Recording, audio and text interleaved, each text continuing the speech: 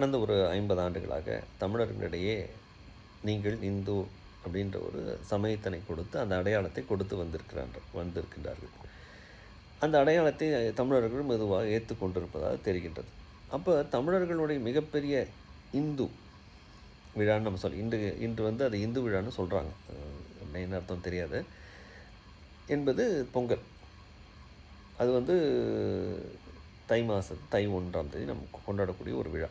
அந்த விழா வந்து நம்ம இந்துன்னு கொண்டாடுறோம்னு சொல்கிறாங்க. சரி, அந்த விழா வந்து இந்துன்னா வட இந்தியாவில் அவர்கள் ஏன் அதை கொண்டாடுவதில்லை?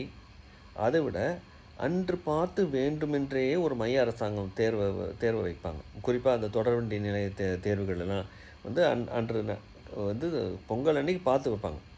இது பலமுறை நடந்திருக்கின்றது.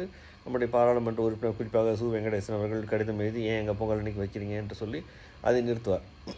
ஏன் வந்து நம்ம கொண்டாடக்கூடிய மிகப்பெரிய இந்து விழா என்பது வட இந்தியாவிலே வந்து கொண்டாடப்படுவது இல்லை என்பதை தாண்டி அதை வந்து நிறுத்தணும், அந்த பொங்கல் விழாவை வந்து கொண்டாடுவதை நிறுத்த வேண்டும் என்ற ஒரு நோக்கத்திலே வந்து மைய அரசாங்கம் தேர்வு வைக்கின்றது என்றால் நம்மளும் இந்து அவங்களும் இந்து என்பது உண்மையா?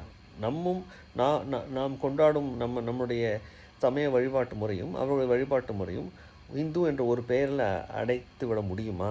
இந்த அடையாளம் நமக்கு பொருந்துமா? இதை நீங்கள் சிந்தித்து பாருங்கள்.